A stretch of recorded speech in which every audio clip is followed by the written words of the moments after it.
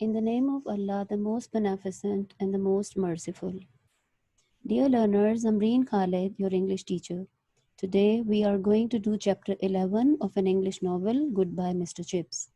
This novel is included in the syllabus of Intermediate Part 2. It is written by James Hilton, who was an English novelist best known for some of his bestsellers. Goodbye Mr. Chips is one of them. Today's video lecture is part 1 of chapter 11 as it is a bit lengthy. Next part would be the last one. Viewers, keep your textbook with you so that you can note down the meanings or synonyms of difficult words. I will read out the paragraphs one by one, telling the synonyms and explaining the main points. Learners, if you like the video lesson, do subscribe to my YouTube channel, Learn English with Ambareen Khalid. And if you are already subscribers, don't forget to share it with your friends and classmates. So let's get started. Paragraph number 1. And then the row with Ralston. Row means quarrel. Funny thing, Chips had never liked him. He was efficient, ruthless, ambitious. Ruthless, merciless. But not somehow very likable. Likable, pleasant, or agreeable. He had admittedly raised the status of Brookfield as a school, and for the first time in memory, there was a longish waiting list. Ralston was a live wire. Live wire means active, person full of energy, and a fine power transmitter. Power transmitter, inspiring. But you had to beware of him. Main points of this paragraph: Mr. Chips' row with Ralston. Ralston was the new head after Meldrum. Chips never liked Mr. Ralston. Ralston was efficient, ruthless, ambitious, but not liked by people on the whole. But credit went to him for raising the status of Brookfield as a school. During his time as a headmaster, there was a long list of students in the waiting list to get admitted in Brookfield. Ralston was a person full of energy. Power transmitter means inspiring personality. But he was kind of a person whom one has to be warned of. Paragraph 2. Chips had never bothered to beware of him, bothered, disturbed, or worried. He was not attracted by the man, but he served him willingly enough and quite loyally. Willingly, cheerfully, loyally, faithfully. Or rather, he served Brookfield. He knew that Ralston did not like him either, but that didn't seem to matter value. He felt himself sufficiently protected by age and seniority from the fate of other masters, fate, luck, whom Ralston had failed to like. Main points: Mr. Chips was not worried about Ralston at all. He didn't like Ralston, but he served him loyally, thinking that he was serving Brookfield by serving Ralston. Mr. Chips knew that Ralston did not like him either. But Mr. Chips didn't care about it.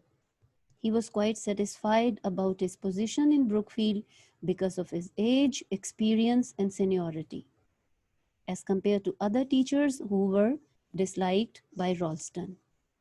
And now, learners, synonyms of paragraphs 3, 4, and 5. Then suddenly, in 1908, when he had just turned 60, came Ralston's urban ultimatum. Urban, polite, civilized. Ultimatum, warning or threat. Mr. Chipping, have you ever thought you would like to retire? Paragraph number 4. Chips stared about him, gazed, in that book-lined study, startled, surprised by the question, wondering why Ralston should have asked it. He said at length, at last, no, Learners, this expression UMPH, is uttered by Mr. Chips. This expression in this novel has been uttered by Mr. Chips because of his old age and breathing problem. No, I can't say that. I have thought much about it. Yet. And now, paragraph number 5. There are very short paragraphs with dialogue, so I have combined them in one paragraph, that is paragraph number 5, starting with the word well and ending at the word difficult. So let me read this paragraph number 5. Well, Mr. Chipping, the suggestion is there for you to consider. Suggestion proposal. The governors would, of course, agree to your being adequately pensioned. Adequately, sufficiently. Pension, retirement account. Abruptly, suddenly, Chips flamed up. Flamed up means got angry.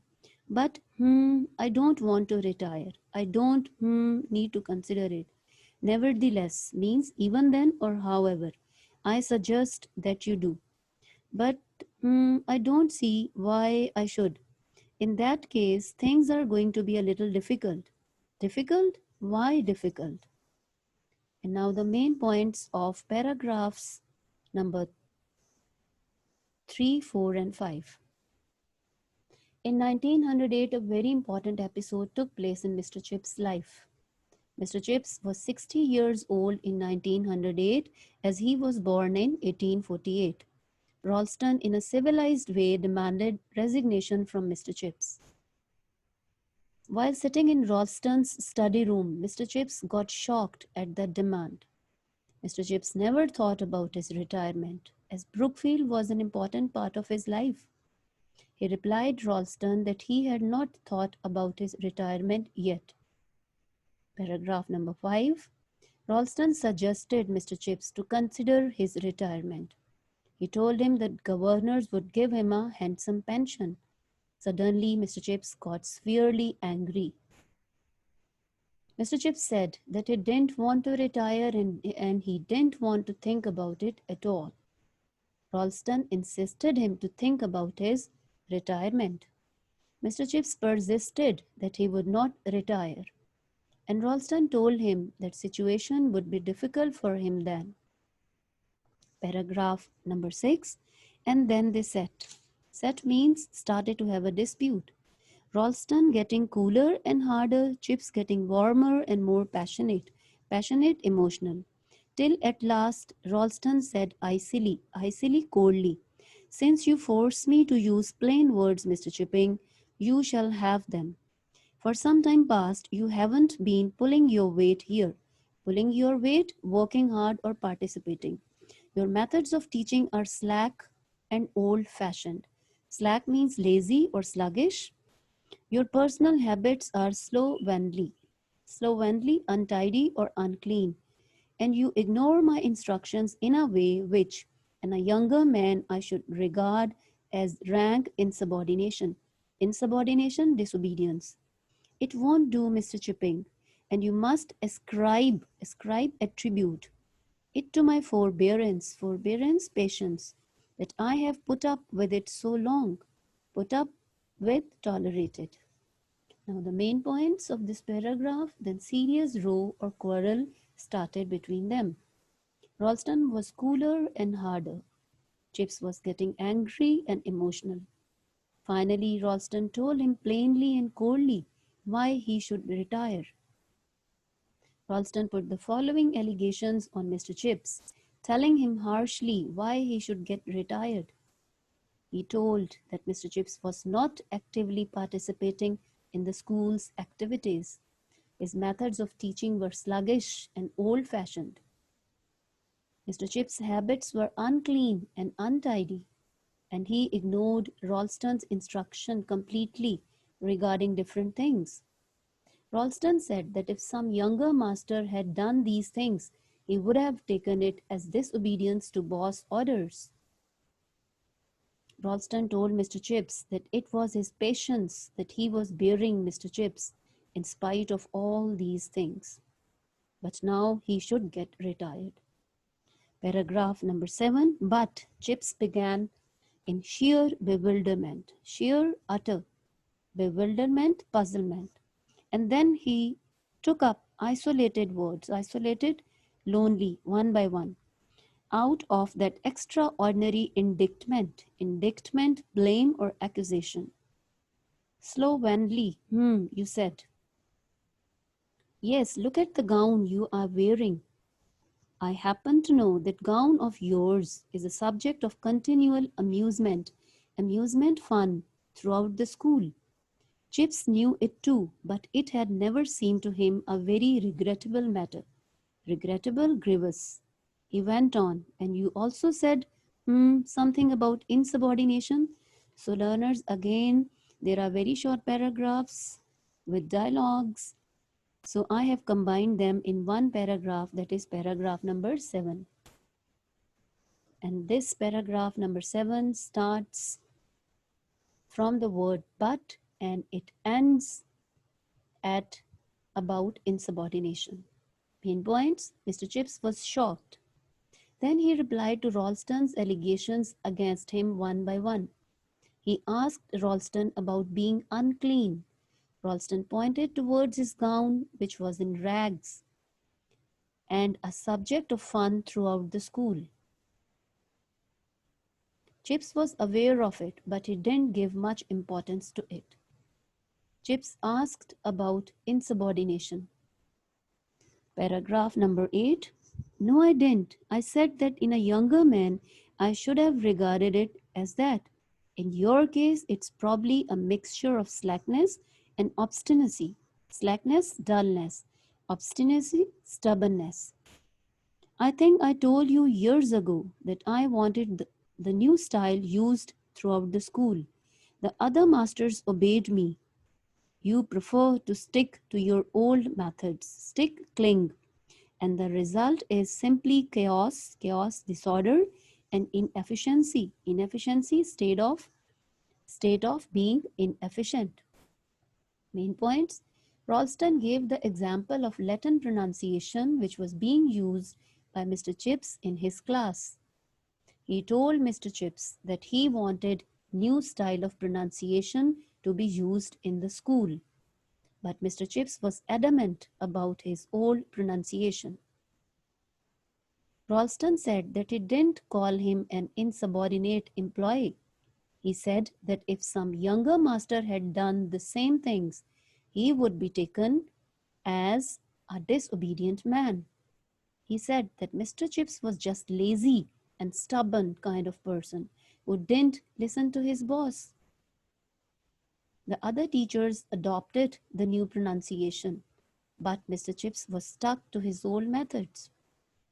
And because of this, there was disorder and inefficiency. Paragraph number 9. At last, Chips had something tangible that he could tackle. Tangible, clear, solid, real. Tackle, handle. Oh, that, he answered scornfully, hatefully. Well, I admit that I don't agree with the new pronunciation. I never did. A lot of nonsense, in my opinion. Making boys say Kikaro at school when, for the rest of their lives, they will say Cicero, if they ever, say it at all. And instead of Wicism, God bless my soul, you would make them say Wikism? And he chuckled momentarily, giggle, momentarily for an instant, forgetting that he was in Ralston's study and not in his own friendly form room. Main points of this paragraph. Finally, Chips found something solid out of Ralston's allegations which he could answer to properly. He addressed the allegation of Ralston regarding old Latin pronunciation. Mr. Chips admitted that he didn't agree with the new pronunciation and he would not adopt it. Mr. Chips said that it would be very funny if he told the students to say Kikaro at school when in the practical life they would say Cicero if they have to say at all. Similarly, it would also be very funny if they said Wikism instead of Wicism. At this, Mr. Chips laughed inwardly, forgetting that he was having an argument with Ralston. Paragraph number 10. Well, there you are, Mr. Chipping. That's just an example of what I complain of. Complain, object. You hold one opinion and I hold another. And since you decline to give way, decline, refuse, give way, agree or accept. There can't very well be any alternative. Alternative substitute. I aim to make Brookfield a thoroughly up-to-date school. I am a science man myself, but for all that, I have no objection to the classics, provided that they are taught efficiently. Because they are dead languages is no reason why they should be dealt within a dead educational technique. I understand, Mr. Chipping, that your Latin and Greek lessons are exactly the same as they were when I began here 10 years ago. Main points of this paragraph, and now Ralston told Mr. Chips about his stubbornness. Ralston said that he wanted to make Brookfield the most up-to-date school, but Mr. Chips was stuck to his old methods of teaching. Ralston said that he was a science man, but he was not against classics. Ralston was of the view that classics should be taught efficiently. He blamed Mr. Chips that he was teaching Latin and Greek the same way as they were taught 10 years before. And now synonyms of paragraph 11 and 12. Chips answered slowly and with pride. For that matter, they are the same as when your predecessor, forerunner, Mr. Meldrum came here, and that, was 38 years ago. We began here, Mr. Meldrum and I, in 1870, and it was Mr. Meldrum's predecessor, Mr. Weatherby, who first approved my syllabus. You will take the Cicero for the fourth, he said to me, Cicero too, not Cicero. And let me read paragraph number 12 as well. Very interesting, Mr. Chipping, but once again it proves my point. You live too much in the past and not enough in the present and future. Times are changing, whether you realize it or not. Modern parents are beginning to demand something more for their 3 years school fees than a few scraps of languages, pieces that nobody speaks. Besides, your boys don't learn even what they are supposed to learn. None of them last year got through the lower certificate. Main points. First, paragraph number 11. Chips replied proudly that he would not change his pronunciation because that was approved by Mr. Weatherby. He was the headmaster of Brookfield when Mr. Chips joined the school in 1870. Mr. Weatherby said Cicero, not Cicero. Ralston said that modern parents were paying for their children to learn something new and not just dead languages, and that too with old pronunciation. And then Ralston accused Mr. Chips that his students were not even getting good grades. At this, Ralston once again blamed Mr. Chips that he lived in past and not present. He was not adapting himself to the changed circumstances. Now, paragraph number 13. And suddenly, in a torrent of thoughts, wave or stream, too pressing to be put into words, Chips made answer to himself. These examinations and certificates and so on, what did they matter? And all this efficiency and up-to-dateness, what did that matter either? Ralston was trying to run Brookfield like a factory for turning out a snob culture. Snob culture, having a superiority complex. Based on money and machines, the old gentlemanly traditions of family and broad acres were changing, as doubtless they were bound to.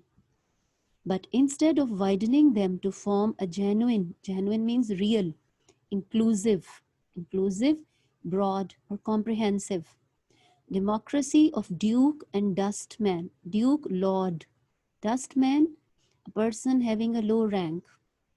Ralston was narrowing them upon the single issue of a fat banking account. There never had been so many rich men's sons at Brookfield. The speech day garden party was like escort. Escort, rich people company. Ralston met these wealthy fellows in London clubs and convinced them that Brookfield was the coming school. And since they couldn't buy their way into Eton or Harrow, they greedily swallowed the bait. Swallow the bait means be cheated or be deceived. Awful fellows, some of them, though others were decent enough. Financiers. Financiers means investors. Company promoters. Pill manufacturers. One of them gave his son £5 a week pocket money. Vulgar. Vulgar means uncivilized. Ostentatious means showy. All the hectic. Hectic means frantic. Rotten ripeness of the age. Rotten, bad or decaying. No sense of proportion. And it was a sense of proportion above all things that Brookfield ought to teach. Not so much Latin or Greek or chemistry or mechanics. And you couldn't expect to test that sense of proportion by setting papers and granting certificates. This paragraph number 13 is a bit lengthy. So now main points in this paragraph, Mr. Chips became engrossed in thoughts at that allegation. According to Mr. Chips, neither examinations and certificates were important, nor the up-to-dateness. He thought that Ralston was running the school like a factory, just to produce snobbish people to whom money and machines were important. The old traditions of noble, rich families were getting changed, as they were bound to. These traditions could be changed into democratic society to make it a harmonious whole society where there would be equality between rich and poor. But Ralston was giving importance to money only. There was a long list of rich students in Brookfield. The speech day garden party was like a party where rich people gathered. Ralston convinced rich people that they should get their children admitted into Brookfield, as it was the school which would be the best in future. People who couldn't afford their sons to get admitted into Eton or Harrow, they got into Ralston's trap. Mr. Chips called such rich people the showy people, as one of them gave his son £5 a week pocket money. Sense of proportion. Sense of proportion was the most important thing to Mr. Chips. According to Mr. Chips, the most important characteristic which should be taught to the students by Brookfield was sense of proportion. Not Latin, Greek, chemistry, or mechanics. And that sense of proportion couldn't be judged by taking examination or giving certificates. Paragraph number 14. All this flashed, appeared suddenly. All this flashed through his mind in an instant of protest and indignation. Indignation, anger. But he did not say a word of it. He only gathered his tattered gown together and with an walked a few paces away.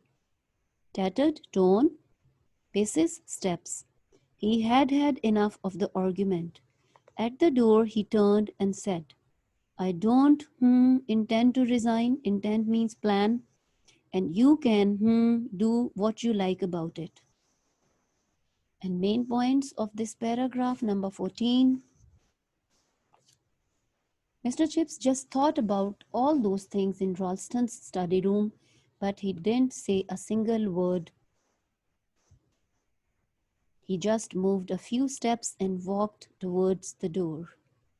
At the door, he told Ralston that he would not resign and Ralston could do whatever he wanted to. So learners, this is all about part 1 of chapter 11 of the novel Goodbye Mr. Chips. I will see you soon with the second and last part of this chapter. Take care. Allah Hafiz.